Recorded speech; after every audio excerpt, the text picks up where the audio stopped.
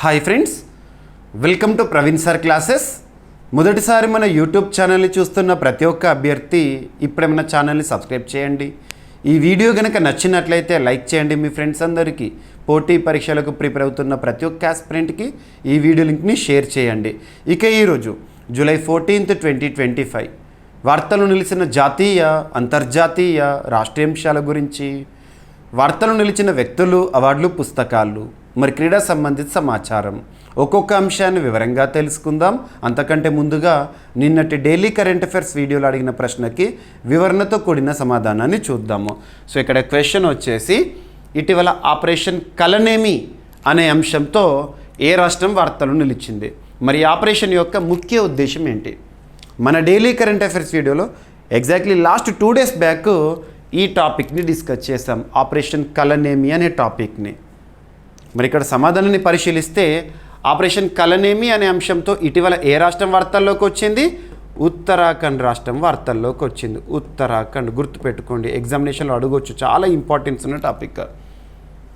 మరి ఉత్తరాఖండ్ రాష్ట్ర ప్రభుత్వం ప్రారంభించిన ఒక ఆపరేషన్ కలనేమి. మరి పర్పస్, దీని యొక్క ముఖ్య ఉద్దేశం ఏంటంటే, స్వామీజీల పేర్లతో, ఆధ్యాత్మిక గురువుల పేర్లతో ఎవరైతే ప్రచారం చేసుకుంటున్నారో, తప్పుడు స్వామీజీలు, ఆధ్యాత్మిక గురువులు ఉంటారు కదా, ఫేక్ సెయింట్స్ ఉంటారు కదా, వారిని ఆట కట్టించేందుకు లేదా వారిని తుదముట్టించేందుకు ఉత్తరాఖండ్ రాష్ట్ర ప్రభుత్వం ప్రారంభించిన ఒక ఆపరేషనే ఆపరేషన్ కలనేమి. సింపుల్గా చెప్పాలంటే, దొంగ స్వామీజీలు లేదా దొంగ ఆధ్యాత్మిక గురువులు ఉంటారు కదా, వారిని పట్టుకొని కఠినంగా శిక్షించడం అనేది దీని యొక్క ఉద్దేశము. సరిపోతుంది, ఓకేనా? ఇక ఉత్తరాఖండ్ రాష్ట్రంలో ప్రభుత్వంలో ఎవరున్నారు? బీజేపీ. సో బీజేపీ అధికారంలో ఉంది. పుష్కర్ సింగ్ ధామీ గారు ముఖ్యమంత్రిగా విధులు నిర్వర్తిస్తున్నారు. ఇటీవల ఉత్తరాఖండ్ రాష్ట్రం తరచూ వార్తల్లోకి వస్తుంది.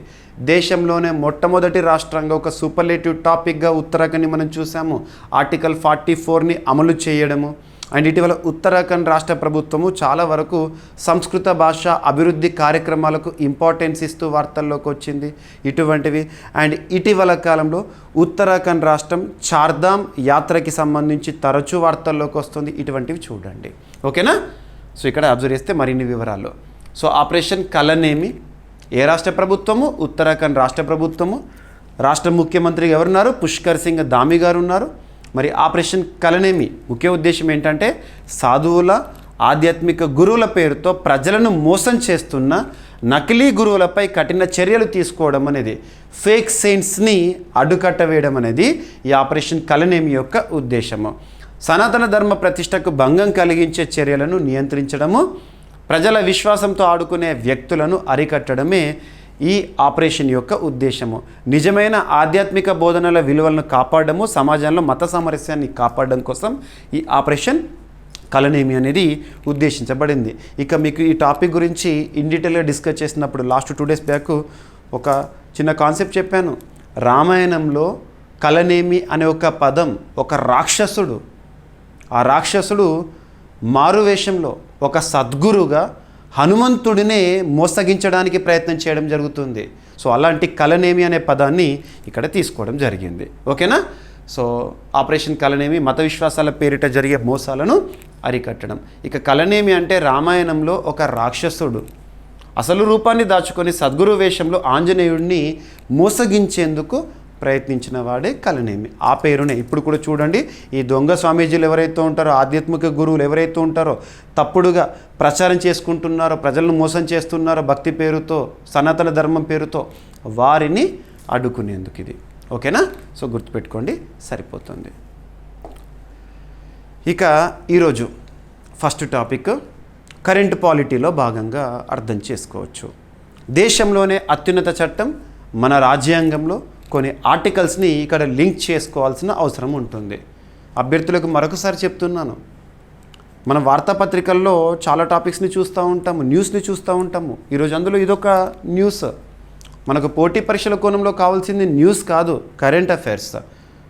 ఆ న్యూస్ని మనం కన్సర్న్డ్ సబ్జెక్ట్కి లింక్ చేస్తూ, జనరల్ స్టడీస్కి లింక్ చేస్తూ, స్టాటిక్ పార్ట్ని అడిషన్ చేసుకుంటూ నేర్చుకున్నాం అనుకోండి, మనకు ఏ పోటీ పరీక్ష అయినా, ఏ స్థాయి పోటీ పరీక్ష అయినా కరెంట్ అఫైర్స్ కోణంలో 100% సాధించడమే కాదు, జనరల్ స్టడీస్లో కూడా మ్యాక్సిమం స్కోర్ చేయగలుగుతాము. మీకు ప్రతిరోజు నేను కరెంట్ అఫైర్స్ క్లాస్ ఇస్తున్నాను కదా, ఈవినింగ్ 7 అయిందంటే మీకు వీడియో వచ్చేస్తుంది. ప్రతిరోజు చూడండి. మీకు ప్రతి టాపిక్ని కూడా ఎంత సైంటిఫిక్ అప్రోచ్తో మీకు ఇస్తున్నానో అబ్జర్వ్ చేయండి. అదేవిధంగా ప్రిపేర్ అవ్వండి. అండ్ రానున్న పోటీ పరీక్షలో కరెంట్ అఫైర్స్కి మరింత ఇంపార్టెన్స్ అనేది పెరగబోతోంది. ఇది వాస్తవం. ఓకేనా? ఇక ఈరోజు మన వార్తాపత్రికలు చూస్తున్న టాపిక్ రాజ్యసభకు 4 నూతన సభ్యుల నియామకం. ఇంతే కనబడుతుంది. వాళ్ళ పేర్లు ఇస్తారు, వారి గురించి రాశారు అంతే. కానీ మనకు ఎగ్జామినేషన్ పాయింట్ ఆఫ్ వ్యూలో ఈ టాపిక్ని సబ్జెక్ట్ లింక్ చేసుకోవాలి. ఏ సబ్జెక్టు? పాలిటిక్స్ సంబంధించి. మన రాజ్యాంగం, దేశంలోనే అత్యున్నత చట్టం మన రాజ్యాంగం. రాజ్యాంగంలోని 5వ భాగము దేని గురించి తెలుపుతుంది? కేంద్ర ప్రభుత్వం గురించి తెలుపుతుంది. కేంద్ర ప్రభుత్వం గుర్తుపెట్టుకోండి. కేంద్ర ప్రభుత్వం దేశంలోనే అత్యున్నత చట్టం మన రాజ్యాంగం. రాజ్యాంగంలోని 5వ భాగం కేంద్ర ప్రభుత్వం. ప్రత్యేకత ఏంటి? ఈ భాగం యొక్క ప్రత్యేకత ఆర్టికల్ 52 నుండి 151 వరకు నేర్చుకుంటాము. అందుకే దీన్ని largest part in Indian constitution అంటాము. రాజ్యాంగంలో అతిపెద్ద భాగంగా మనం చూస్తాము. ఇందులో మనము పార్లమెంట్ అనే ఒక టాపిక్ని నేర్చుకుంటాము. పార్లమెంట్కి సంబంధించి ఆర్టికల్ 79 నుండి ఆర్టికల్ 123 వరకు మనం నేర్చుకుంటాము.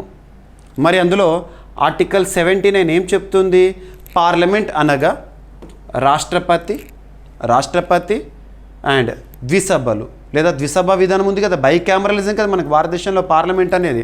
ఒకటేమో రాజ్యసభ, రెండవదేమో లోక్సభ. గుర్తుపెట్టుకోండి. ఈ 3 కలిస్తేనే పార్లమెంట్. ఆర్టికల్ 79 దగ్గర చూస్తాము. ఇకపోతే article 80 very very important. Article 80 అనేది రాజ్యసభ గురించి తెలుపుతుంది. రాజ్యసభ నిర్మాణం గురించి తెలుపుతుంది. Article 80 clause 1. ఆర్టికల్ 80 క్లాజ్ 1 ఏం తెలుపుతుందంటే రాజ్యసభలో ఉండే గరిష్ట సభ్యులకు సంబంధించిన సంఖ్య. రాజ్యసభలో ఉండే గరిష్ట సభ్యులకు సంబంధించిన సంఖ్య ఎంతకు మించరాదు? 250కి మించరాదు. అందులో 238 ఏమో రాష్ట్రాల నుండి ఎన్నుకోవడం జరుగుతుంది.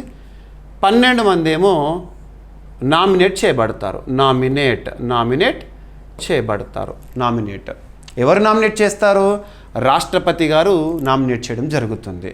ఇకపోతే ఆర్టికల్ 80 క్లాజ్ 1A అనేది ఈరోజు వార్తల్లోకి వచ్చింది.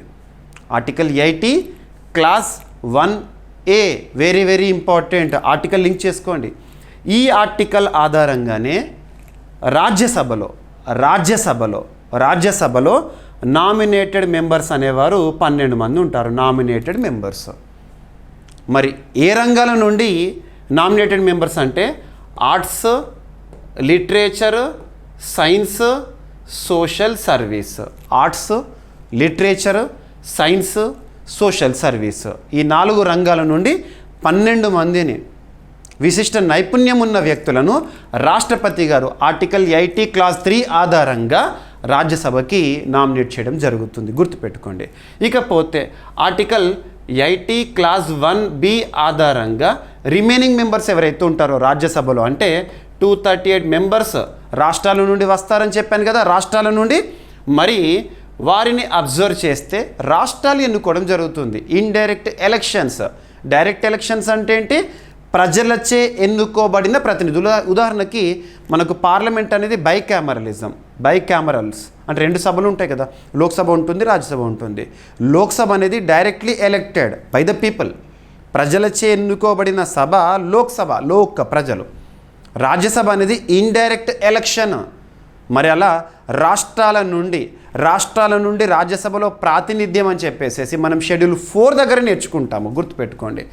ఆ రాష్ట్రాల నుండి ఎన్నికే సభ్యులందరూ కూడా ఆర్టికల్ 80 క్లాజ్ 1B. మరి నామినేటెడ్ మెంబర్స్ ఏమో ఆర్టికల్ 80 క్లాజ్ 1A. గుర్తుపెట్టుకోండి 12 మంది. ఆర్టికల్ 80 క్లాజ్ 3 ఆధారంగా రాష్ట్రపతి 12 మంది నిష్ణాతులైన వ్యక్తులను వివిధ రంగాలు. ఏ రంగాలు? Arts, literature, science, social service. ఈ రంగాల వారీగా నిపుణులను నామినేట్ చేయడం జరుగుతుంది. గుర్తుపెట్టుకోండి. రాజ్యసభ అనేది శాశ్వత సభ. కానీ రాజ్యసభలో సభ్యుడు ఉంటాడు కదా, సభ్యుడి కాలపరిమితి మాత్రం టెన్యూర్ మాత్రం 6 ఇయర్స్. సభ్యుడు అంటే 6 ఇయర్స్, కానీ రాజ్యసభ అని అడిగారు అనుకోండి అది మాత్రం శాశ్వతం. గుర్తుపెట్టుకోండి. ఇవన్నీ మీకు బేసిక్ థింగ్స్ ఆల్రెడీ తెలిసే ఉంటుంది. సో ఈరోజు ఇది ఒకటి టాపిక్ న్యూస్లోకి వచ్చింది కాబట్టి దానికి లింక్ చేస్తూ ఇది చెప్పాను. ఓకేనా? ఇక్కడ అబ్జర్వ్ చేస్తే మరి 4 సభ్యులను రాజ్యసభకి నామినేట్ చేయడం జరిగింది. దేశంలోనే అత్యున్నత అధికారంలో ఉన్న రాష్ట్రపతి గారు. ఎగ్జామినేషన్లో అడుగుతారు, రాజ్యసభకి 12 మందిని నామినేట్ చేసే అధికారం అనేది ఎవరికి ఉంటుంది రాజ్యాంగం ప్రకారం అంటే రాష్ట్రపతికి ఉంటుంది. గుర్తుపెట్టుకోండి. ఓకేనా? ఆ 4 పర్సన్స్ ఎవరంటే ఉజ్వల్ నికమ్, అతను రెనోడ్ లాయర్. సెకండ్ వచ్చేసి సి సదానందన్ మాస్టర్, తను social worker. Next Harshvardhan Shringla, తను former foreign secretary. Doctor Meenakshi Jain, చరిత్రకారిణి. గుర్తుపెట్టుకోండి. వివిధ రంగాల్లో గుర్తింపు పొందిన వ్యక్తులను నామినేట్ చేయడం జరిగింది. మీరు ఈరోజు అన్ని వార్తాపత్రికల్లో కూడా ఇది చూసే ఉంటారు. రైట్? సో రాష్ట్రపతి ద్రౌపది ముర్ము గారు రాజ్యసభకు 4 ప్రముఖులను నామినేట్ చేశారు. ఈ నియామకం అఫీషియల్ గెజిట్ మనం చూసాము నిన్న సండే జూలై 13th రోజున. ఈరోజు అన్ని వార్తాపత్రికలు కూడా టాపిక్ అనేది సర్క్యులేట్ అయింది. ఓకేనా? భారత రాజ్యాంగంలోని ఆర్టికల్ 80 ప్రకారము రాష్ట్రపతి 12 మందిని రాజ్యసభకు నామినేట్ చేయొచ్చు. వీరు కళలు, సాహిత్యం, విజ్ఞానం, సామాజిక సేవలు, arts, literature, science, social service 4 sectors నుండి. గుర్తుపెట్టుకోండి. ఓకేనా? ఈ నియామకంతో రాజ్యసభలో ప్రజా ప్రాతినిధ్యంతో పాటు వివిధ రంగాల ప్రముఖుల అనుభవం, సలహాలు పొందడానికి అవకాశం అనేది ఉంటుంది. ఓకేనా? సో ఉజ్వల్ నికమ్ ప్రముఖ న్యాయవాది. 26/11 ముంబై దాడుల కేసు సహా అనేక ప్రముఖ క్రిమినల్ కేసుల్లో తను పబ్లిక్ ప్రాసిక్యూటర్. ఓకేనా? సో 2024 లోక్సభ ఎన్నికల్లో ముంబై నార్త్ సెంట్రల్ నియోజకవర్గం నుంచి బీజేపీ అభ్యర్థిగా పోటీ చేసి ఓడిపోయారు. ఇప్పుడు రాజ్యసభకు పంపించారు. ఇక హర్షవర్ధన్ శ్రింగ్లా, సో ఫారిన్ సెక్రటరీగా పనిచేసిన వ్యక్తి. గుర్తుపెట్టుకోండి. ఇక మీనాక్షి జైన్, చరిత్రకారిణి, అసోసియేట్ ప్రొఫెసర్. భారతీయ సంస్కృతి, సామాజిక అంశాలపై తను లోతైన పరిశోధనలు చేయడం జరిగింది. 2020లో భారత ప్రభుత్వము ఆమెను పద్మశ్రీ పురస్కారంతో కూడా సత్కరించారు. సదానందన్ మాస్టర్, కేరళకు చెందిన ప్రసిద్ధ సామాజిక కార్యకర్త, ఉపాధ్యాయుడు. రైట్? అండ్ సో ఈ విధంగా మనం ఏదైనా ఒక టాపిక్ని చూస్తున్నప్పుడు దానికి సంబంధించిన డెప్త్ ఇన్ఫర్మేషన్ అనేది చూడాల్సి ఉంటుంది. సో ప్రతి ఒక్క వర్డ్ కూడా మనకి ఇంపార్టెంటే. ఈచ్ అండ్ ఎవ్రీ వర్డ్ ఇంపార్టెంటే. ఆ విధంగా చదివితేనే మనకు కరెంట్ అఫైర్స్ కోణంలో 100% సాధించడమే కాదు, జనరల్ స్టడీస్లో కూడా మ్యాక్సిమం స్కోర్ చేయగలుగుతాము. ఇటీవల మనము కరెంట్ పాలిటీలో భాగంగా చాలా అంశాలను డిస్కస్ చేసాము. చాలా అంశాలు అబ్జర్వ్ చేస్తే లోక్పాల్కి సంబంధించి చాలాసార్లు వార్తల్లో చూసాము. ఎస్టిమేట్స్ కమిటీ ఇటీవల ఒక మైల్ స్టోన్తో న్యూస్లోకి వచ్చింది. ఇలాంటివి ప్రత్యేకంగా చూడండి.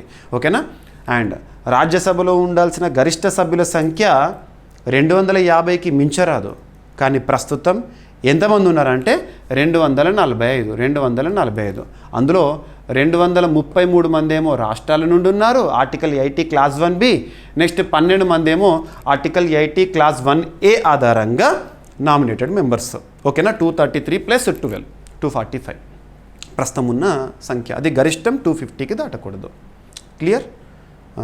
ఇక ఇది మనకు టాపిక్. అండ్ అభ్యర్థులు ఇండియన్ పాలిటీ కోర్స్ నేను అందిస్తున్న కోర్స్ ఏదైతే ఉంటుందో చూడండి. మీకు ఇన్డెప్త్గా ఈచ్ అండ్ ఎవ్రీ టాపిక్ చెప్పాను. మన జీవీకే స్టడీ సర్కిల్ యాప్లో ఉంటుంది. జీవీకే స్టడీ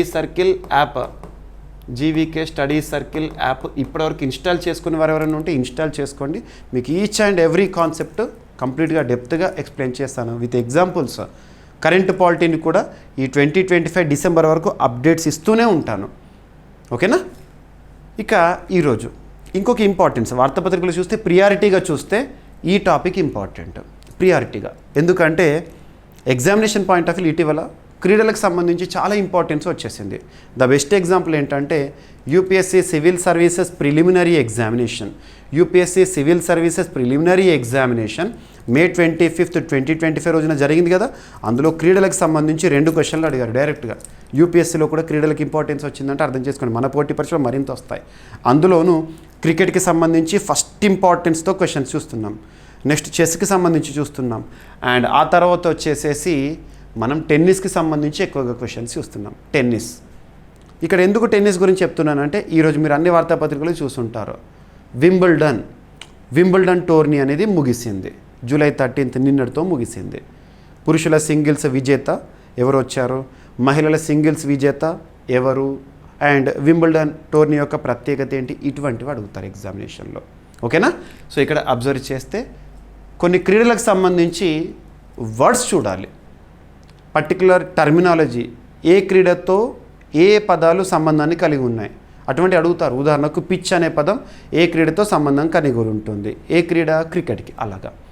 సో టెన్నిస్ అనగానే మనకు గుర్తొచ్చేది grand slam. Grand slam. So ఎగ్జామినేషన్లో అడుగుతారు గ్రాండ్ స్లామ్ అనే పదం ఏ క్రీడతో సంబంధాన్ని కలిగి ఉంది అంటారు. ఏ క్రీడ, టెన్నిస్. ప్రతి సంవత్సరం ఒక క్యాలెండర్ ఇయర్లో, ఒక క్యాలెండర్ ఇయర్ అంటే జనవరి నుండి డిసెంబర్ వరకు, ఒక క్యాలెండర్ ఇయర్లో 4 గ్రాండ్ స్లామ్లను చూస్తాము. 4 గ్రాండ్ స్లామ్లు. టెన్నిస్లో ప్రతిష్టాత్మకం గ్రాండ్ స్లామ్ టోర్నమెంట్స్. 4 గ్రాండ్ స్లామ్లను ప్రతి సంవత్సరం చూస్తాము. అలా ఇయర్ స్టార్టింగ్ ఉండే గ్రాండ్ స్లామ్ ఏంటంటే ఆస్ట్రేలియన్ ఓపెన్. Australian open. ఆ తర్వాత వచ్చేసేసి ఫ్రెంచ్ ఓపెన్. ఫ్రెంచ్ ఓపెన్ లేదా రోలాండ్ గ్యారోస్ అంటాము. ఆ తర్వాత వచ్చేసేసి వింబుల్డన్. ఈరోజు మన వార్తలు చూస్తుంది వింబుల్డన్. మరి ఒక ఇయర్ ఎలా ముగుస్తుంది క్యాలెండర్ ఇయర్ గ్రాండ్ స్లామ్లో అంటే యుఎస్ ఓపెన్. యుఎస్ ఓపెన్ లాస్ట్లో జరుగుతుంది. ఈ ఆర్డర్ గుర్తుపెట్టుకోండి. ప్రతి సంవత్సరంలో గ్రాండ్ స్లామ్లు ఇలాగే జరుగుతాయి. ఫస్ట్ ఆస్ట్రేలియన్ ఓపెన్ అవుతుంది, తర్వాత కొంత గ్యాప్, తర్వాత ఫ్రెంచ్ ఓపెన్, తర్వాత వింబుల్డన్, తర్వాత లాస్ట్గా ఇయర్ ఎండ్లో యుఎస్ ఓపెన్. ఇలా జరుగుతుంది. ఇందులో రికార్డ్స్ గురించి కూడా మీకు చెప్పాను. లాస్ట్ 1 month బ్యాక్ మనం ఫ్రెంచ్ ఓపెన్ గురించి డిస్కస్ చేసినప్పుడు మట్టి కోర్టు, రారాజ్ ఎవరు, ఇటువంటివన్నీ చెప్పాను. మరి ఈ 4 గ్రాండ్ స్లామ్లలో కూడా అతి పురాతన గ్రాండ్ స్లామ్ ఏదైనా ఎగ్జామినేషన్లో అడిగారు అనుకోండి, వింబుల్డన్ 1877 నుండి జరుగుతుంది. వింబుల్డన్ గుర్తుపెట్టుకోండి. మరి అలాంటి వింబుల్డన్ అనేది ఇంగ్లాండ్ క్లబ్ వారు నిర్వహించే ఒక టోర్నీ నిన్న ముగిసింది. సో పురుషుల సింగిల్స్ విజేత ఎవరు, ఏ దేశము, రన్నరప్ ఎవరు, ఏ దేశము, మరి మహిళల సింగిల్స్ ఎవరు, ఏ దేశము, రన్నరప్ ఎవరు, ఏ దేశము, అండ్ మిస్లీనియస్ చూద్దాము. సో ప్రపంచ నెంబర్ 1 ఇటలీకి చెందిన యువ ఆటగాడు జానిక్ సిన్నర్. పేరు గుర్తుంచుకోండి, విజేత. సో మెన్స్ సింగిల్స్, పురుషుల సింగిల్స్ విజేతగా జానిక్ సిన్నర్. ఏ దేశానికి చెందిన ఆటగాడు అంటారు, ఇటలీ దేశానికి చెందినవారు. అతను ప్రతిష్టాత్మక వింబుల్స్ పురుషుల సింగిల్స్ టైటిల్ సాధించడం జరిగింది. మరి ఎవరిపైన గెలుపొందాడు, రన్నరప్ స్పెయిన్కి చెందిన లేదా డిఫెండింగ్ ఛాంపియన్, అంటే లాస్ట్ టైం తానే డిఫెండింగ్ ఛాంపియన్ కార్లోస్ అల్కరాజ్ పైన. ఇటీవల కార్లోస్ అల్కరాజ్ గురించి మనం ఫ్రెంచ్ ఓపెన్ అప్పుడు డిస్కస్ చేసాము. ఓకేనా. సో ఈ ఫలితం గురించి ఎగ్జామినేషన్ అడగకపోవచ్చు, అంటే ఏంటి తేడాతో అని చెప్పి. ఫస్ట్ రౌండ్ ఓడిపోయినా కూడా నెక్స్ట్ 3 roundsలో కన్సిక్యూటివ్గా జానిక్ సిన్నర్ కార్లోస్ అల్కరాజ్ పైన అద్భుత ఆటతో గెలవడం జరిగింది. ఓకేనా. ఇక జానిక్ సిన్నర్ తను వింబుల్డన్ విజేత కావడం ఇదే తొలిసారి. జానిక్ సిన్నర్ చరిత్రలో వింబుల్డన్ గెలవడం ఇదే మొదటిసారి. సిన్నర్ కెరీర్లో తొలి గ్రాండ్ స్లామ్ టైటిల్ ఇది. ఇప్పటి వరకు ఏ గ్రాండ్ స్లామ్ టైటిల్ సాధించని సిన్నర్కు ఇది మైలురాయి విజయంగా నిలిచింది. ఇక గ్రాండ్ స్లామ్స్ ముఖ్య సమాచారం వచ్చేసేసి ఆస్ట్రేలియన్ ఓపెన్ అని కదా, every year first Australian open జరుగుతుంది. ఆస్ట్రేలియన్ ఓపెన్ చరిత్రలో ఎప్పుడు స్టార్ట్ అయిందంటే 1905లో. ఫ్రెంచ్ ఓపెన్ 1891లో ఫస్ట్ స్టార్ట్ అయింది. ఎవ్రీ ఇయర్ జరుగుతాయి. అండ్ మట్టి కోర్టు పైన ఆడే ఏకైక టోర్నీ ఏంటంటే ఫ్రెంచ్ ఓపెన్. ఇక గ్రాండ్ స్లామ్లో అతి పురాతనమైనది వింబుల్డన్ 1877లో స్టార్ట్ అయింది. ఇక ఇయర్లో లాస్ట్ జరిగేది ఏంటంటే యుఎస్ ఓపెన్. ఓకేనా. ఇక వింబుల్డన్ టోర్నీ 1877 ఎవరు నిర్వహిస్తారు అంటే ఆల్ ఇంగ్లాండ్ క్లబ్ లండన్లో జరుగుతుంది. లండన్. ఫ్రెంచ్ ఓపెన్ అంటే ప్యారిస్లో జరుగుతుంది. ఆస్ట్రేలియన్ ఓపెన్ అంటే కామన్గా మెల్బోర్న్లో జరుగుతుంది. యుఎస్ ఓపెన్ అమెరికాలో. ఓకేనా. సో ఇది గ్రాస్ కోర్ట్ పైన ఆడతారు, రైట్. ఇక మహిళల సింగిల్స్ విజేతగా ఇగా స్వేటెక్, ఆల్రెడీ సుపరిచితులు, చాలాసార్లు గ్రాండ్ స్లామ్ టైటిల్స్ నెగ్గిన ఒక ఎక్స్పీరియన్స్ క్రీడాకారిని ఇక్కడ మనం అబ్జర్వ్ చేస్తే ఇగా స్వేటెక్ గెలుపొందడం జరిగింది మహిళల సింగిల్స్ విజేతగా. ఎవరిపైన అడుగుతారో. అండ్ ఇగా స్వేటెక్ ఏ దేశానికి చెందినవారు అంటారు, పోలాండ్కు చెందిన ఇగా స్వేటెక్ 2025 వింబుల్డన్ మహిళల సింగిల్స్ ఛాంపియన్గా నిలిచింది. ఎవరిపైన గెలుపొందింది అంటే అమెరికా క్రీడాకారిణి అయిన అమందా అనిస్మోవా. గుర్తుంచుకోండి, అమందా అని గుర్తుంచుకోండి. ఇక ఇగా కెరీర్లో ఇది 6th గ్రాండ్ స్లామ్ టైటిల్ అంట. ఇప్పటికే ఫ్రెంచ్ ఓపెన్ గెలిచిన తను, యుఎస్ ఓపెన్ వంటి టోర్నీలో విజేతగా నిలిచిన స్వీటెక్ వింబుల్డన్ ఒక సరికొత్త టైటిల్. రైట్. సో వింబుల్డన్ మహిళల టోర్నమెంట్ ఎప్పుడు స్టార్ట్ అయింది మొదటిసారి అంటే 1884. రైట్. ఇక నెక్స్ట్ వచ్చేసేసి సో ఒక క్రీడ గురించి చూసాం కాబట్టి ఇంకొకటి క్రీడలో వెరీ ఇంపార్టెన్స్తో ఇటలీ వార్తల్లోకి వచ్చింది, అందులోనూ క్రికెట్కి సంబంధించి. ముఖ్యంగా అభ్యర్థులు గుర్తుపెట్టుకోండి, క్రికెట్కి సంబంధించి ఐసీసీ ఈవెంట్స్ని ఎక్కువగా ఫోకస్ చేయండి. ఐసీసీ మహిళలకు సంబంధించి అయినా పురుషులకు సంబంధించి అయినా. ఇక పురుషులకు సంబంధించి అయితే మనకు చాలా ఇటీవల కాలంలో డిస్కస్ చేసాము. 2023 నుండి చూడాలి మీరు. 2023 first ICC international cricket council ICC 1909 ఇయర్లో ఏర్పాటైంది. దుబాయ్ కేంద్రంగా పనిచేస్తుంది. ఏదైనా అంతర్జాతీయ నిర్వహణ సంస్థ వార్తల్లోకి వస్తే దానికి సంబంధించి బేసిక్స్ చూడాలి. ఐసీసీ ఇంటర్నేషనల్ క్రికెట్ కౌన్సిల్ అనేది అంతర్జాతీయ స్థాయిలో క్రికెట్ క్రీడలు నిర్వహిస్తుంది, నియంత్రిస్తుంది. దుబాయ్ కేంద్రంగా పనిచేస్తుంది. వారు నిర్వహించే టోర్నీలలో పురుషులకు సంబంధించి రీసెంట్గా మనం 2023 నుండి చూస్తున్నాం. 2023 భారత ఆతిథ్యంలో పురుషుల వన్డే వరల్డ్ కప్ జరిగింది. భారత ఆతిథ్యంలో పురుషుల వన్డే వరల్డ్ కప్ జరిగింది. విజేత వచ్చేసేసి ఆస్ట్రేలియా. మరి రన్నరప్ ఎవరు అంటే ఆతిథ్య జట్టు అయిన భారత్ గుర్తుపెట్టుకోండి, భారత్. ఓకేనా. సో కెప్టెన్ వచ్చేసి ప్యాట్ కమిన్స్, ఇండియా కెప్టెన్ వచ్చేసి రోహిత్ శర్మ. అప్పుడు 2023 వన్డే వరల్డ్ కప్ అంటే 50 overs పర్ సైడ్. ఇక నెక్స్ట్ వచ్చేసేసి 2024లో ఐసీసీ నిర్వహించిన T20 world cup 2020 per side. మరి ఫైనల్ మ్యాచ్ ఎవరెవరికి జరిగిందంటే ఇండియా వర్సెస్ సౌత్ ఆఫ్రికా.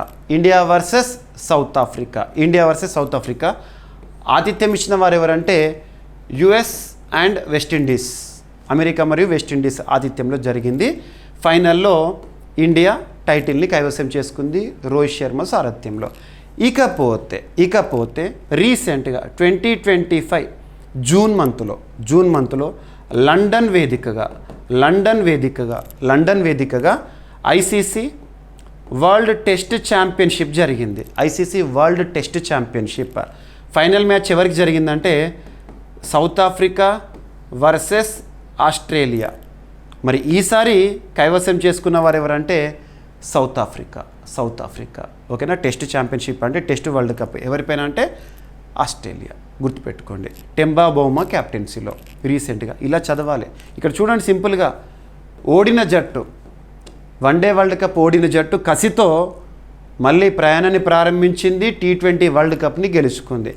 మరి T20 వరల్డ్ కప్లో ఓడిన జట్టు కసిగా ప్రయత్నించింది, టెస్ట్ ఛాంపియన్షిప్ని గెలుపొందింది ఆస్ట్రేలియా పైన. గుర్తుపెట్టుకోండి, ఇలా చదవాలి. ఇక ఇన్ బిట్వీన్ మధ్యలో రీసెంట్గా ఐసీసీ ఛాంపియన్స్ ట్రోఫీ జరిగింది. ఐసీసీ ఛాంపియన్స్ ట్రోఫీ 2025 పాకిస్తాన్ ఆతిథ్యంలో. కానీ భారత్ ఆడిన మ్యాచ్లు మాత్రం దుబాయ్లో హైబ్రిడ్ విధానంలో జరిగింది. అందులో భారత్ గెలిచింది న్యూజిలాండ్ పైన. సో లింక్ చేసుకోండి. ఇక మహిళల విషయానికి వస్తే రీసెంట్గా షెడ్యూల్ చూసాము. ICC one day world cup September 30వ తేదీ నుండి జరగబోతుంది. సెప్టెంబర్ 30 భారత ఆతిథ్యంలో. కొన్ని మ్యాచ్లు మాత్రం శ్రీలంకలో జరుగుతాయి. శ్రీలంకలో పాకిస్తాన్ మ్యాచ్లు కండక్ట్ చేయడం జరుగుతుంది. ఎనఫ్.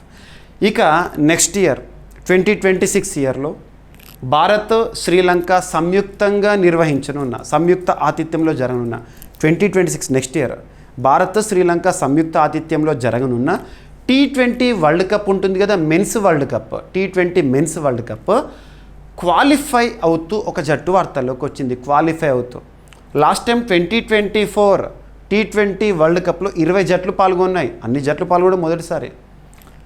ఇక 2026 వరల్డ్ కప్కి క్వాలిఫై అవుతూ ఇటలీ వార్తల్లోకి వచ్చింది. ఇటలీ క్రికెట్లో ఇటలీ అనే పేరు కొత్తగా అనిపిస్తుంది మనకి. ఐసీసీ ఈవెంట్స్లో ఇటలీ రావడం అనేది మొదటిసారి. ఇటలీ అంటే క్రికెట్ని విస్తరిస్తున్నారు ప్రస్తుతానికి. ఇటలీ అంటే మనము ఫుట్బాల్ ఇటువంటి క్రీడలు చూస్తూ ఉంటాము. ఇందాక ఇటలీ అంటే టెన్నిస్ లాంటివి చూస్తాము. ఇప్పుడు ఇటలీ క్రికెట్లో కూడా రావడం జరిగింది. అదొక రికార్డు ఈరోజు పేపర్లో మీరు చూస్తుంటారు. ఫుట్బాల్, టెన్నిస్ వంటి ఆటల్లో ప్రసిద్ధి చెందిన ఇటలీ క్రికెట్లో కూడా సరికొత్త సంచలనాన్ని నమోదు చేసింది. 2026లో జరగనున్న పురుషుల ఐసీసీ T20 వరల్డ్ కప్ పోటీలకు మొదటిసారి ఇటలీ అర్హత సాధించిందంట. ఇక టోర్నమెంట్ పేరు ఏంటంటే ఐసీసీ పురుషుల T20 వరల్డ్ కప్ 2026. ఆతిథ్య దేశాలు భారత్, శ్రీలంక సంయుక్తంగా.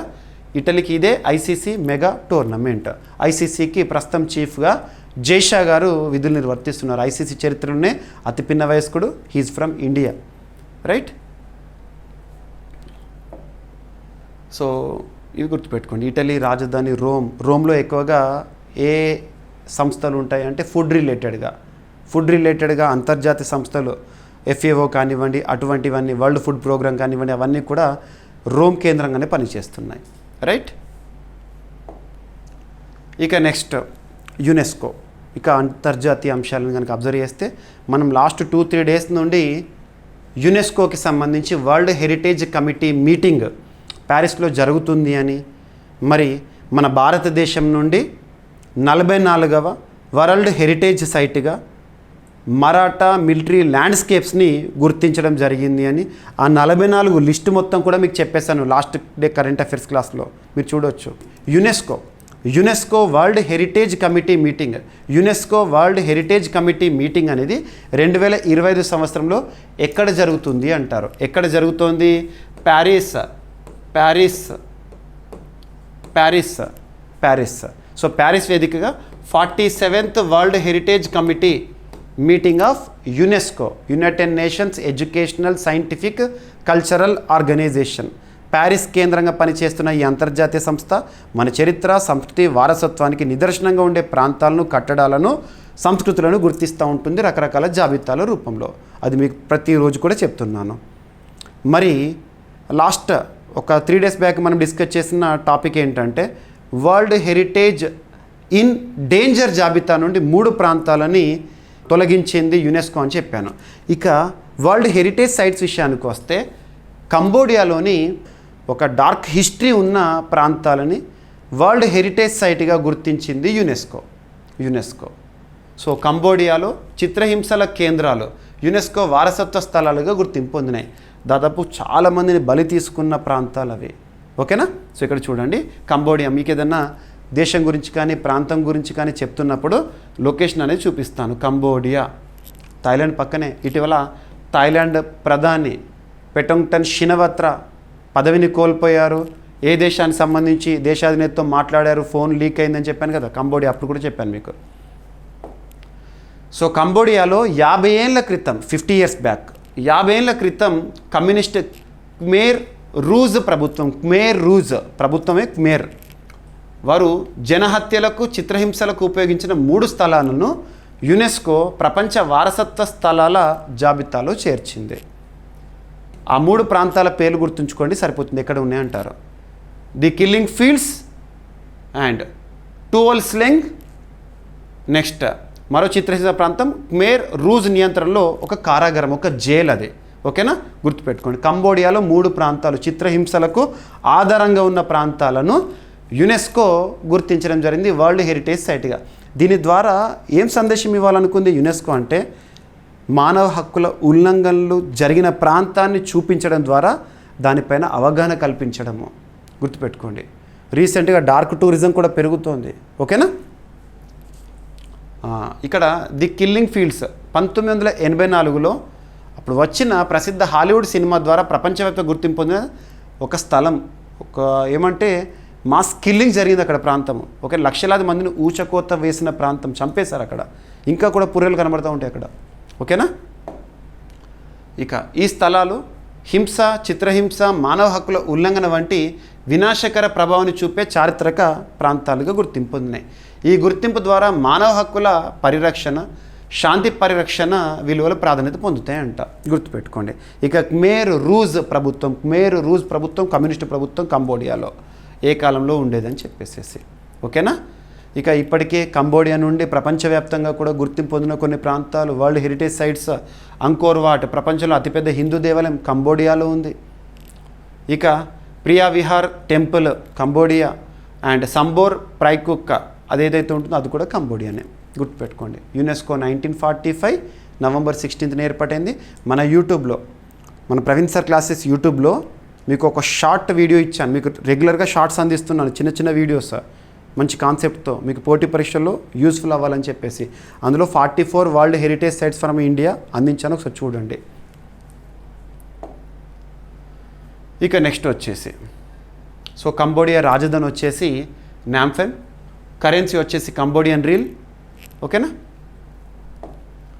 ఇక నెక్స్ట్ మొట్టమొదటి, అతిపెద్ద, అతి చిన్న, అతి పొడవైన ఇలాంటి ప్రత్యేక పదాలతో కూడిన కరెంట్ అఫైర్స్ మనం ఎలా డిస్కస్ చేస్తున్నాం, సూపర్లేటివ్స్గా డిస్కస్ చేస్తున్నాం. ఇక్కడ ఒక సూపర్లేటివ్, కేరళ రాష్ట్రంలోని ఒక పోలీస్ స్టేషన్ ఐఎస్ఓ గుర్తింపు పొందిన మొట్టమొదటి పోలీస్ స్టేషన్గా వార్తల్లోకి వచ్చింది. ఐఎస్ఓ గుర్తింపు పొందిన అంతర్జాతీయ స్థాయిలో ఒక నాణ్యతకు గుర్తింపు. ఆ గుర్తింపుతో కేరళలోని పోలీస్ స్టేషన్, ఆ పోలీస్ స్టేషన్ పేరు గుర్తుపెట్టుకోండి, అర్తుంకల్ పోలీస్ స్టేషన్ అనేది ఇటీవల వార్తల్లోకి వచ్చింది. అర్తుంకల్ అది ఏ రాష్ట్రంలో ఉంది, కేరళలో ఉంది. ఎందుకు వార్తల్లోకి వచ్చింది, ఐఎస్ఓ గుర్తింపు పొందుతూ వార్తల్లోకి వచ్చింది. Arthunkal police station in Kerala becomes the first police station in India to receive the ISO 9001:2015 certification. అక్కడ ఉన్న అద్భుతమైన సేవలకి గాను భారతదేశంలో మొట్టమొదటిసారి ఐఎస్ఓ 9001:2015 క్వాలిటీ మేనేజ్మెంట్ సిస్టమ్ ధృవీకరణ పొందిన పోలీస్ స్టేషన్గా కేరళలోని అర్తుంకల్ పోలీస్ స్టేషన్ చరిత్ర సృష్టించింది. ఓకేనా. సో ఇది అలప్పి అంటే అలప్పి బోట్ హౌసెస్ ఫేమస్ అక్కడ ఉన్న పోలీస్ స్టేషన్. మరి ఈ గుర్తింపును ఎవరు జారీ చేశారు అంటే బ్యూరో ఆఫ్ ఇండియన్ స్టాండర్డ్స్. ఓకేనా.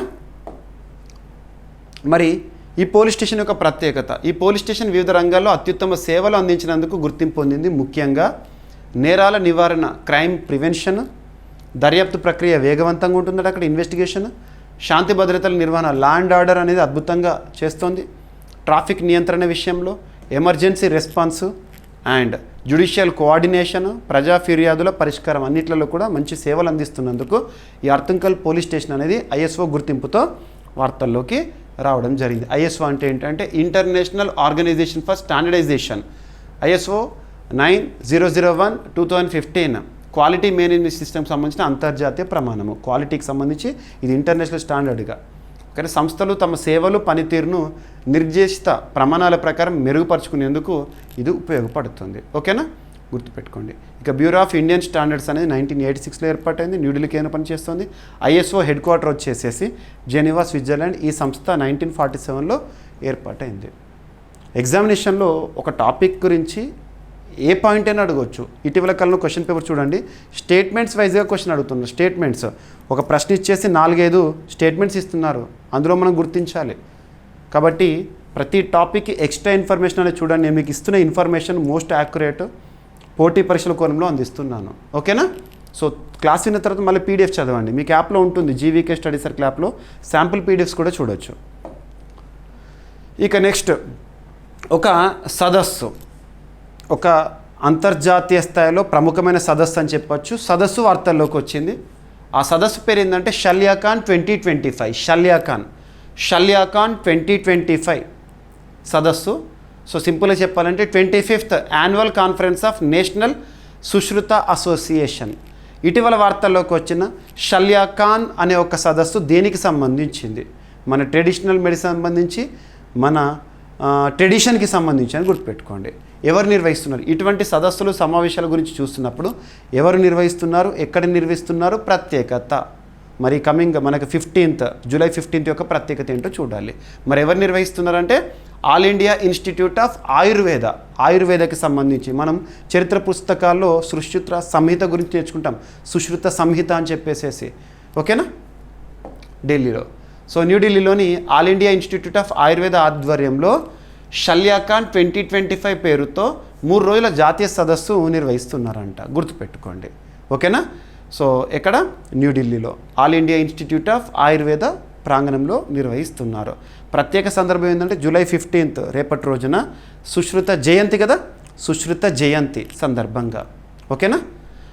ఇక సుశ్రుత జయంతి విశేషము, ఆచార్య సుశ్రుత జయంతి ప్రతి సంవత్సరం జూలై 15న నిర్వహిస్తారు. సుశ్రుత మహర్షి శస్త్రచికిత్స పితామహుడు, ఫాదర్ ఆఫ్ సర్జరీగా ప్రసిద్ధుడు. ఇక ఇన్నోవేషన్, ఇంటిగ్రేషన్, ఇన్స్పిరేషన్ అనేది ఈ షల్యాకాన్ 2025 సదస్సు లేదా సెమినార్ యొక్క థీమ్. ఏదైనా ఒక సదస్సు గురించి మనం చూస్తున్నప్పుడు, ఏదైనా సరే ఏ సమ్మిట్ అయినా, సదస్సు పేరేంటి, పేరు, ఆ సదస్సును ఎవరు నిర్వహిస్తున్నారు, థీమ్ ఏంటి, ఉద్దేశం ఏంటి. సో సదస్సు పేరు వచ్చేసి షల్యాకాన్ 2025. ఎవరు నిర్వహిస్తున్నారు? All India institute of Ayurveda వారు. ఎక్కడ? న్యూఢిల్లీ AIIA పరిధిలో. థీమ్ వచ్చేసి ఇన్నోవేషన్, ఇంటిగ్రేషన్, ఇన్స్పిరేషన్. అండ్ ఉద్దేశం ఏంటి? ఉద్దేశం ఏంటంటే ఆయుర్వేద పైన మరింత విస్తృత అవగాహన పెంచడం, అంతర్జాతీయ స్థాయిలో దీనికి ప్రత్యేక స్థానాన్ని కల్పించడం. అందుకే దాదాపు 500 మందికి పైగా మేధావులు, నిపుణులు, విద్యావేత్తలు, ఆయుర్వేద రంగానికి సంబంధించిన శాస్త్రవేత్తలు ఇక్కడ హాజరు అనేది మనం చూడడం జరుగుతుంది.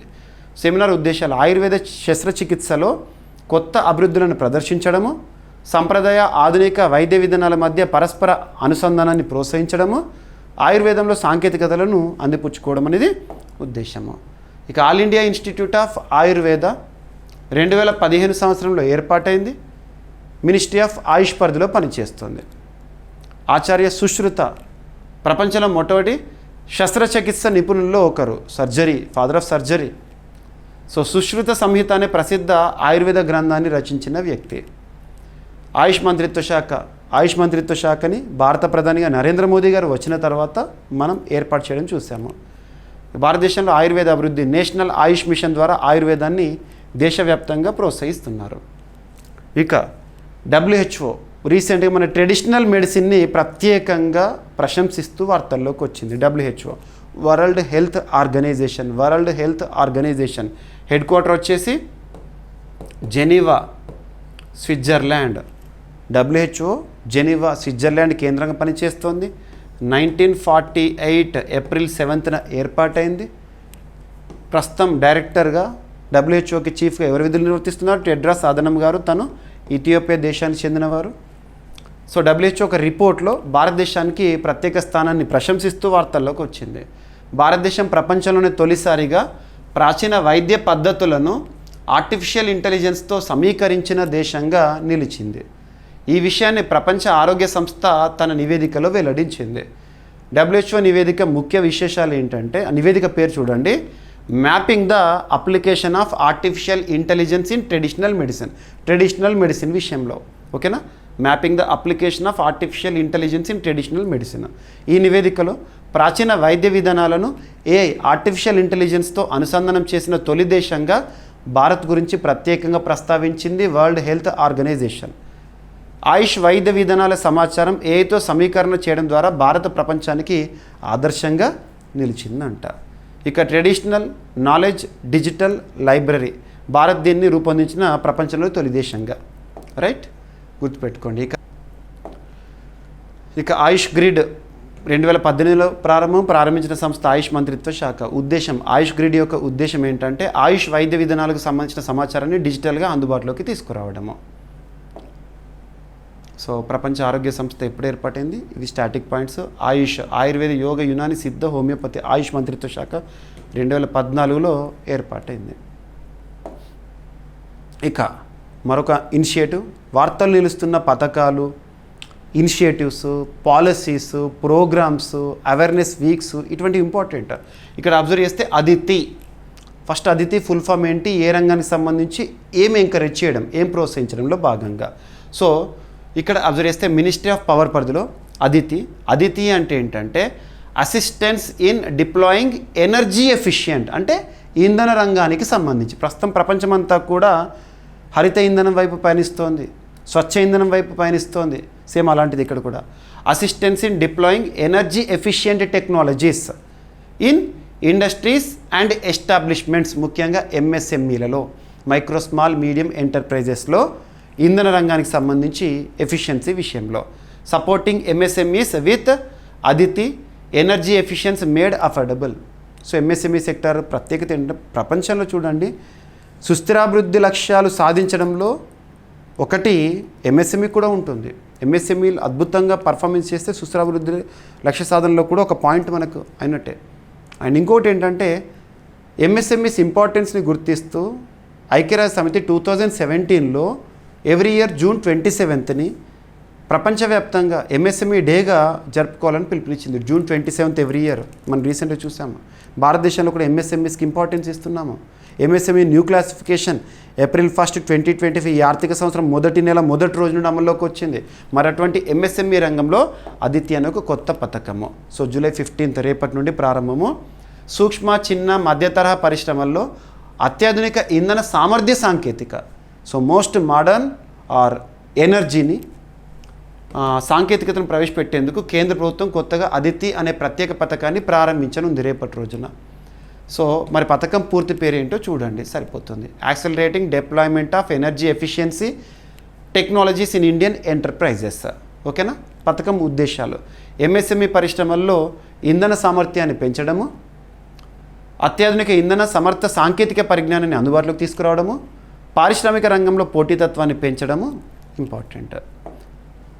పథకం ద్వారా ఎంఎస్ఎంఈలకు లభించే ప్రయోజనాలు ఏంటంటే ఆధునిక ఇంధన సామర్థ్య సాంకేతిక పరిజ్ఞానానికి సాంకేతిక సహకారం అందించడము, ఎంఎస్ఎంఈలకు రుణాలపై వడ్డీ రాయితీలు ఇంపార్టెంట్. ఓకేనా.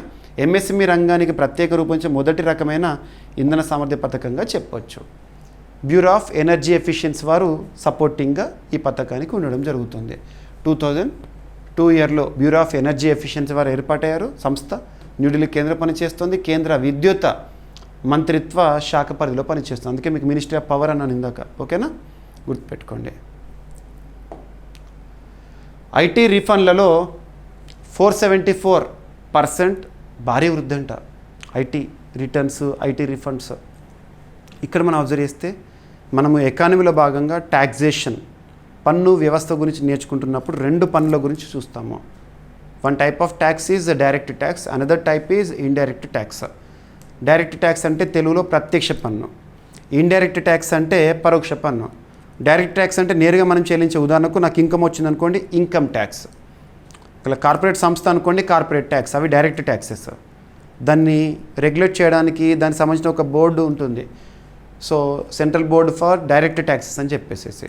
ఇంకొకటి ఇండైరెక్ట్ ట్యాక్స్ అంటే ద బెస్ట్ ఎగ్జాంపుల్ GST, గుర్తుపెట్టుకోండి. ఓకేనా. సో భారతదేశంలో ఆదాయ పన్ను, ఇన్కమ్ ట్యాక్స్, ఐటీ రీఫండ్లలో గత 11 ఏళ్లలో 474% వృద్ధి నమోదైందంట.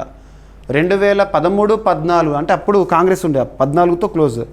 2013-14లో 83,008 కోట్ల రూపాయలు రీఫండ్స్, ఐటీ రీఫండ్స్ ఉంటే 2024-25 రీసెంట్ ఫినాన్షియల్ ఇయర్ March 31 ముగిసింది కదా, అప్పటికి 4.77 lakh crores చేరిందంట. పెరుగుదల చూడండి, 474% ఐటీ రీఫండ్స్లో. ఇక రిఫండ్ జారీ సమయం తగ్గింపు. 2013లో ఐటీ రిఫండ్ ఇవ్వడానికి 93 days పట్టేది, ఇప్పుడు అది అరౌండ్ 17 days మాత్రమే. ఇక స్థూల ప్రత్యక్ష పన్ను వసూలు 2013-14లో డైరెక్ట్ ట్యాక్సెస్ కలెక్షన్స్ ఎలా ఉండేనట అంటే 7.22 lakh crores. అది కాస్త రీసెంట్గా ముగిసిన ఆర్థిక సంవత్సరం నాటికి 27.03 లక్షల కోట్లు, పెరుగుదల 274%.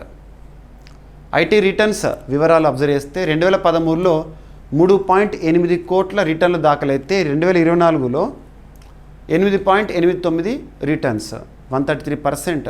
మరి పెరగడానికి కారణం ఏంటంటే టెక్నాలజీ పెరిగింది, సబ్మిషన్ ఈజీగా ఉంది. సో ఆదాయ పన్ను వ్యవస్థలో భారీ సంస్కరణలు, డిజిటల్ సేవల వల్ల ప్రాసెసింగ్ వేగవంతము, పన్ను చెల్లింపుదారుల్లో పెరిగిన అవగాహన, ఐటీ ఫైల్ చేయాలని చెప్పేసి. భారతదేశంలో ప్రత్యక్ష పన్నుల నిర్వహణ CBDT, central board of direct taxes, ఆదాయ పన్ను శాఖ, మినిస్ట్రీ ఆఫ్ ఫైనాన్స్ పరిధిలో పనిచేస్తుంది. ప్రతి సంవత్సరం కూడా ఆదాయ పన్ను దినోత్సవం, ఇన్కమ్ ట్యాక్స్ డేగా ఎప్పుడు జరుపుకుంటామంటే July 24th, రైట్. ఇక సైన్స్ అండ్ టెక్నాలజీలో భాగంగా మీరు ఈరోజు వార్తాపత్రికలో చూస్తుంటారు, జాతీయ వార్తాపత్రికల్లో అండ్ తెలుగు వార్తాపత్రికలు కూడా ఇచ్చారు. కార్బన్ డైఆక్సైడ్ నుంచి కృత్రిమ చక్కెరని తయారు చేస్తూ, కార్బన్ డైఆక్సైడ్ CO2 నుండి ఆర్టిఫిషియల్ షుగర్ని డెవలప్ చేస్తూ ఏ శాస్త్రవేత్తలు వార్తల్లోకి వచ్చారు? చైనా. ఇటువంటి science and technology related topics చూస్తున్నప్పుడు మనం ముఖ్యంగా ఏ శాస్త్రవేత్తలు, ఏ అంశం, దాని యొక్క ప్రత్యేకత ఏంటి అంతే 3 సెంటెన్స్లో అయిపోవాలి. దాని ప్రొసీజర్ ఏంటి, ప్రిన్సిపల్ ఏంటి, ఇవన్నీ అడగారు ఎగ్జామినేషన్లో. సో చైనా పరిశోధకులు కార్బన్ డైఆక్సైడ్ను కృత్రిమ చక్కెరగా మార్చే సరికొత్త పద్ధతిని అభివృద్ధి చేశారు. ఇది పర్యావరణ పరిరక్షణ, ఆహార ఉత్పత్తిలో ఒక నూతన మార్గంగా నిలుస్తుందని భావిస్తున్నారు. ఈ ప్రక్రియ 2 దశల్లో జరుగుతుంది. హైడ్రోజనేషన్ అంటే కార్బన్ డైఆక్సైడ్ని మొదట మిథనాల్గా మారుస్తారు. తర్వాత బయో ట్రాన్స్ఫర్మేషన్, మిథనాల్ ఎంజైమ్ సాయంతో కృత్రిమ చక్కెరగా సుక్రోజ్గా మారుస్తారు. గుర్తుపెట్టుకోండి. మరి ఏ సంస్థ? చైనాకు సంబంధించింది. Tianjin institute of industrial biotechnology. ఆ శాస్త్రవేత్తలే CO2 కార్బన్ డైఆక్సైడ్ నుంచి కృత్రిమ చక్కెరని సుక్రోజ్ని తయారు చేయడం డైరెక్ట్ సరిపోతుంది. రైట్. ఈ పద్ధతి ప్రయోజనాలు: చెరుకు సాగుకు అవసరమైన భూమి, నీటి వనరులు ఆదా అవుతాయంట. రైట్. నెక్స్ట్, ఇండియా శ్రీలంక రిలేషన్స్లో భాగంగా, సంబంధాల్లో భాగంగా డైరెక్ట్ పేరు గుర్తుంచుకోండి. India Sri Lanka inaugurate 90 new houses. Bharat Sri Lanka సంయుక్తంగా లేదా సహకారంతో ఇక్కడ ఒక ప్రాజెక్ట్ పేరు. ఆ ప్రాజెక్ట్ ఏంటంటే అనురాధపుర అండర్ బైలాటరల్ ప్రాజెక్ట్. ఆ ప్రాజెక్ట్ పేరు ఏంటని ఎగ్జామినేషన్లో అడుగుతారు.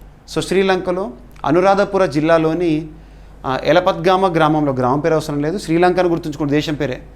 భారతదేశం సహకారంతో నిర్మించిన 90 గృహాలు ప్రారంభమైనాయి. ప్రారంభించిన వారు శ్రీలంక ప్రధానమంత్రి హరిని అమరసూరియ.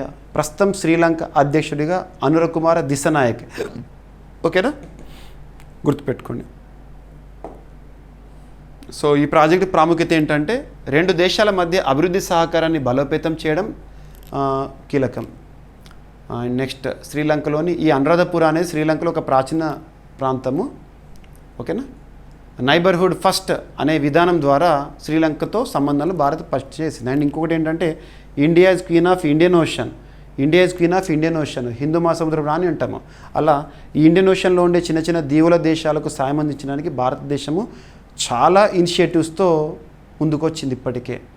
Sagar security and growth for all in the region అని చెప్పేసి అలా. ఓకేనా. ఇక శ్రీలంక రాజధాని కొలంబో. నెక్స్ట్ వచ్చేసి కరెన్సీ శ్రీలంకన్ రూపాయ. అధ్యక్షుడు వచ్చేసేసి అనురకుమార దిశనాయకే. ఓకేనా. అండ్ ఒక ఒప్పందము ministry of electronics and information టెక్నాలజీకి అండ్ బిట్స్ పిలాని మధ్య సైబర్ సెక్యూరిటీ శిక్షణపై అవగాహన ఒప్పందం. డైరెక్ట్ అడుగుతారు, సింగిల్ లైన్లో గుర్తుపెట్టుకోండి. ఒప్పందం, వార్తలు నిలిచిన ఒప్పందము. So ministry of electronics and information technology concern మినిస్టర్గా ప్రస్తుతం భారతదేశంలో ఎవరు విధులు నిర్వర్తిస్తున్నారు? అశ్విని కుమార్ వైష్ణవ్ గారు. గుర్తుపెట్టుకోండి. సైబర్ సెక్యూరిటీ శిక్షణకి సంబంధించి అంటే సైబర్ సెక్యూరిటీ ప్రస్తుతం చూడండి, ప్రపంచమంతా కూడా డిజిటలైజ్ అయిపోయింది. మనం ప్రతి సేవని, సర్వీస్ని కూడా ఆన్లైన్లో పొందుతున్నాము. మరి అటువంటిది ఆన్లైన్లో మోసాలు కూడా పెరుగుతున్నాయి, సైబర్ క్రైమ్స్ పెరుగుతున్నాయి. వాటికి అడ్డుకట్ట వేయడానికి ఈ సైబర్ సెక్యూరిటీకి ఉద్దేశించబడింది. ఓకేనా. సో రాజస్థాన్లోనే. సో కేంద్ర ఎలక్ట్రానిక్స్ సమాచార సాంకేతిక మంత్రిత్వ శాఖ రాజస్థాన్లోని Birla institute of technology and science BITS పిలానీతో కలిసి ప్రభుత్వ, పబ్లిక్ సెక్టర్ అండర్టేకింగ్స్, ప్రైవేట్ రంగ ఉద్యోగుల కోసం దాదాపు 8 వారాల సైబర్ సెక్యూరిటీ శిక్షణ కార్యక్రమాన్ని చేపట్టనుందంట. గుర్తుపెట్టుకోండి. So government, private. సో ప్రభుత్వ, పబ్లిక్ సెక్టర్ సంస్థలు ప్రైవేట్ రంగంలో నైపుణ్యం గల సైబర్ సెక్యూరిటీ నిపుణులను తయారు చేయడం అనేది ఉద్దేశం. ఈ 2 సంస్థల సహకారము. సైబర్ సెక్యూరిటీ రంగంలో అత్యంత నైపుణ్యం కలిగిన వర్క్ ఫోర్స్ను నిర్మించడము. రైట్. సో ప్రస్తుతం అశ్విని కుమార్ వైష్ణవ్ గారు కన్సర్న్ మినిస్టర్గా ministry of electronics and information technology తనే, ఇన్ఫర్మేషన్ అండ్ బ్రాడ్కాస్టింగ్కి తనే, మినిస్ట్రీ ఆఫ్ రైల్వేస్కి కూడా తనే. ఒడిశాకి సంబంధించి సో తను సివిల్ సర్వెంట్ అధికారి ఒకప్పుడు. ఇక bits Pilani Birla institute of technology and science Pilani Rajasthan. ఓకేనా. సో ఇక్కడ అబ్జర్వ్ చేస్తే 1964లో ఏర్పాటైంది. నెక్స్ట్, ఇండియా ఆస్ట్రేలియా సహకారంలో భాగంగా మైత్రి అవార్డ్స్ అనేవి న్యూస్లోకి వచ్చినాయి. ఆస్ట్రేలియా గవర్నమెంట్ అనౌన్స్ చేసింది మైత్రి అవార్డ్స్ లేదా మైత్రి గ్రాంట్. సో ఎంతమందికి అనౌన్స్ చేసిందో గుర్తుపెట్టుకొని సరిపోతుంది. భారత్ ఆస్ట్రేలియా ద్వైపాక్షిక సంబంధాలను బలోపేతం చేసేందుకు ఆస్ట్రేలియా విదేశాంగ శాఖ 34 మైత్రి గ్రాంట్స్ లేదా ఫెలోషిప్ లేదా స్కాలర్షిప్స్ని ప్రకటించారు. ఇటీవల మైత్రి గ్రాంట్ అనేది వార్తల్లోకి వచ్చింది. ఏ దేశం ప్రకటించింది? ఆస్ట్రేలియా ఇండియా రిలేషన్స్లో భాగంగా మైత్రి గ్రాంట్స్, ఫెలోషిప్స్, స్కాలర్షిప్స్ ఉద్దేశం భారత్ ఆస్ట్రేలియా మధ్య సాంకేతిక, వ్యాపార, విద్యా, సంస్కృతిలో పరస్పర సహకారాన్ని పెంపొందించడం కోసము. ఓకేనా. ఉద్దేశం ఏంటంటే భారత్ ఆస్ట్రేలియా మధ్య మరింత విస్తృతమైన సహకారం కోసము. డైరెక్ట్ పేరు గుర్తుంచుకోండి సరిపోతుంది. రైట్. విద్యా సంబంధాలను బలోపేతం చేయడం కోసం కూడా ఉద్దేశమే. రైట్. ఇక భారత్ ఆస్ట్రేలియా ఏ గ్రూప్లో మెంబర్స్ అని అడిగారు అనుకోండి, quad grouping. So quadrilateral security dialogue గుర్తుంచుకోండి. రైట్. ఇక తెలంగాణ రాష్ట్రానికి సంబంధించి తెలంగాణ ఏపీ రెండు రాష్ట్రాల సమాచారం ఉంది ఈరోజు వార్తల్లో. అభ్యర్థులు ప్రతిరోజు చూడండి, మన రాష్ట్రీయ సమాచారాన్ని కూడా కంప్లీట్ మీకు ఇస్తున్నాను. తెలంగాణ రాష్ట్ర ముఖ్యమంత్రి, తెలంగాణలో ప్రస్తుతం కాంగ్రెస్ అధికారంలో ఉంది. తెలంగాణ రాష్ట్ర ముఖ్యమంత్రి రేవంత్ రెడ్డి గారు ఈరోజు రేషన్ కార్డుల పంపిణీ కార్యక్రమం ప్రారంభించారు. రేషన్ కార్డ్స్ చాలా ఏళ్ళుగా పెండింగ్గా ఉన్న రేషన్ కార్డ్స్ ఏవైతే ఉంటే నూతనంగా జారీ చేయడము.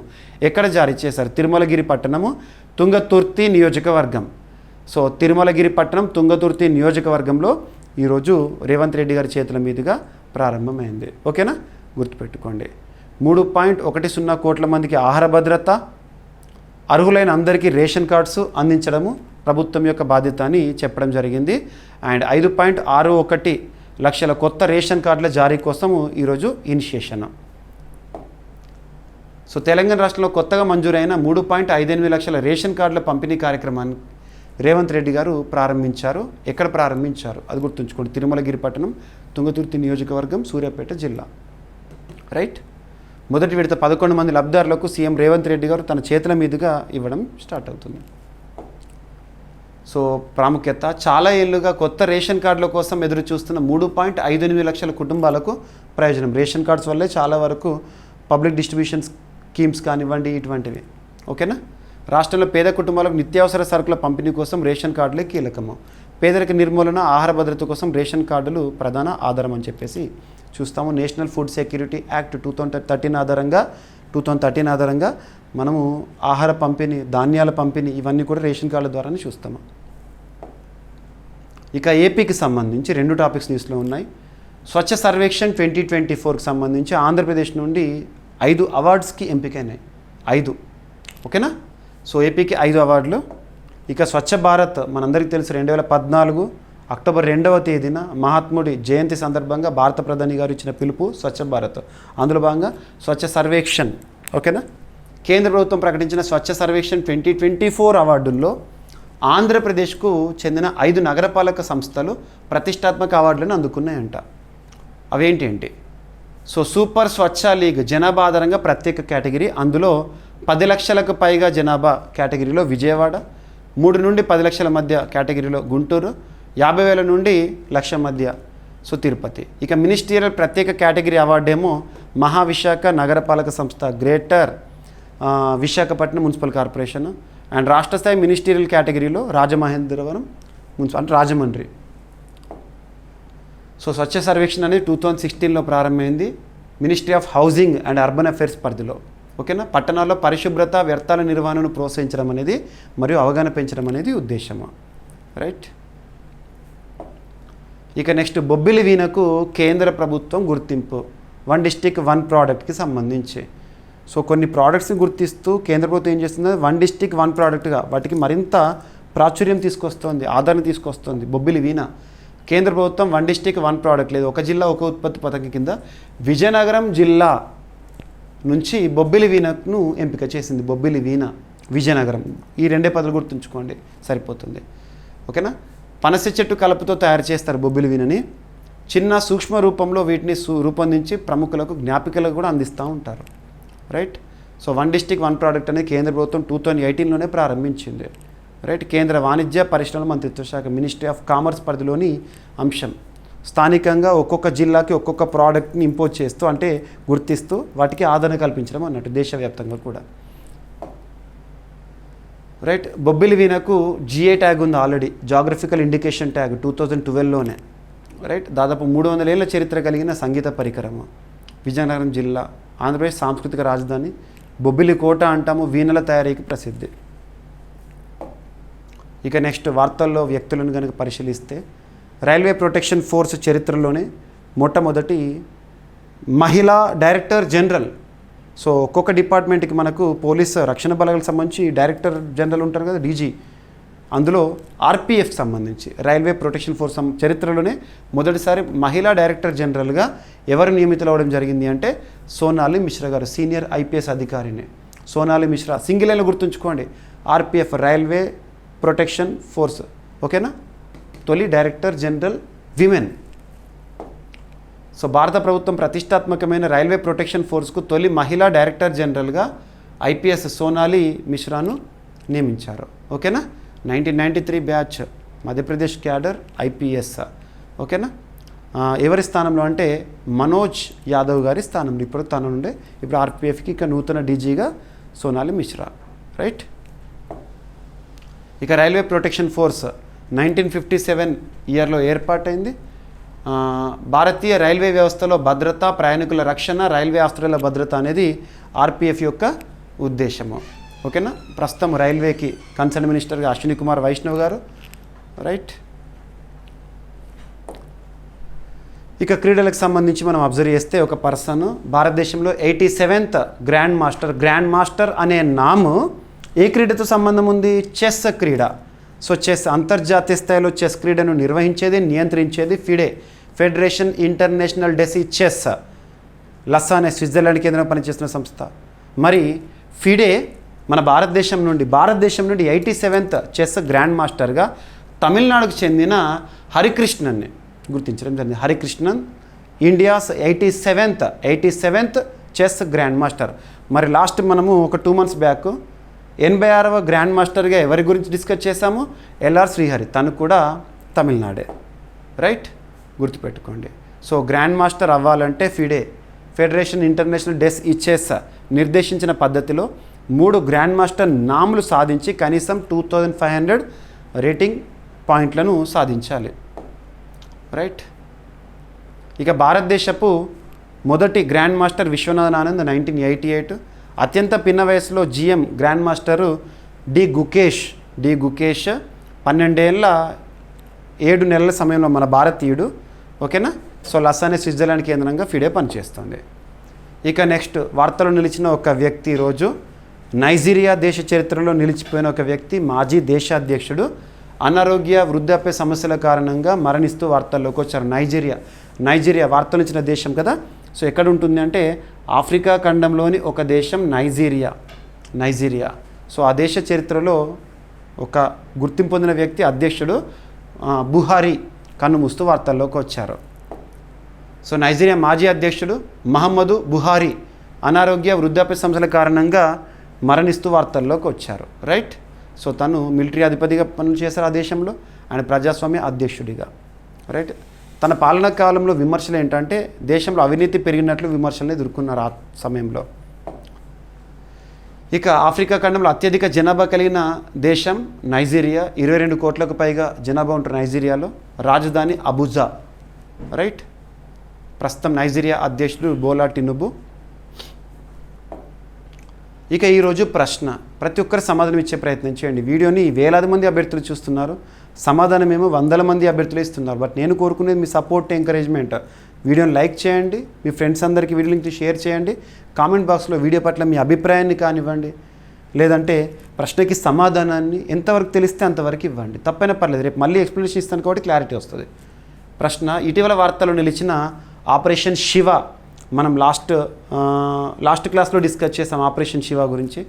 ఆపరేషన్ శివ ఉద్దేశం ఏంటి, దీన్ని ఎవరు ప్రారంభించారు? ఓకేనా. ఇక ఈరోజు టాపిక్స్ని క్విక్ రివిజన్ చేస్తే,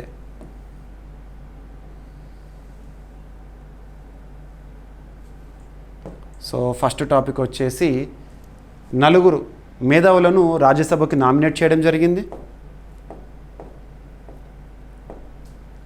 వింబుల్డన్ ఫలితాలు, పురుషుల సింగిల్స్ విజేత ఎవరు, మహిళల సింగిల్స్ విజేత ఎవరు, అండ్ గ్రాండ్ స్లామ్స్ యొక్క ప్రత్యేకత ఏంటి డిస్కస్ చేయడం జరిగింది. అండ్ T20 వరల్డ్ కప్ 2026లో జరగనున్న వరల్డ్ కప్కి క్వాలిఫై అవుతూ ఇటలీ చరిత్రను సృష్టించింది. మొట్టమొదటిసారి ఐసీసీ మెగా ఈవెంట్స్లో ఇటలీ. అండ్ కంబోడియాలో చిత్రహింసల కేంద్రాలు యునెస్కో వారసత్వ సంపదగా గుర్తింపు.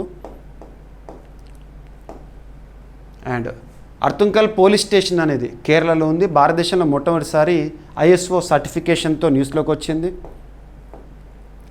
అండ్ షల్యాఖాన్ అనే ఒక సదస్సు ఆయుర్వేదం పైన ఒక ప్రాముఖ్యత ఉన్న సదస్సు.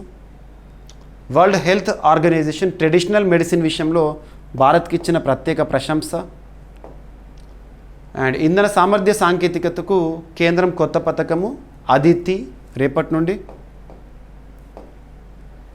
అండ్ ఐటీ రీఫండ్లలో 474% భారీ వృద్ధిని సాధించడం జరిగింది మన దేశంలో.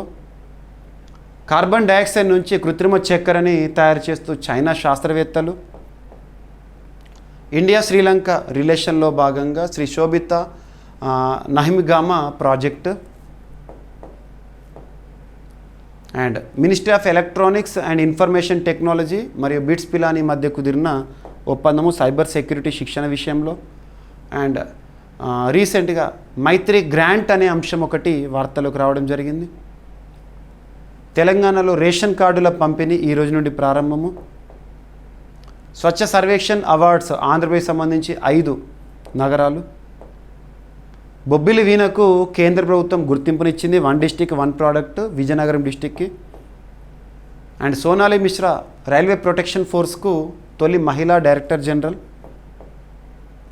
అండ్ హరికృష్ణన్ భారతదేశం నుండి 87th chess grand master. Nigeria మాజీ అధ్యక్షుడు బుహారీ కన్నుమూస్తూ వార్తల్లోకి వచ్చాడు.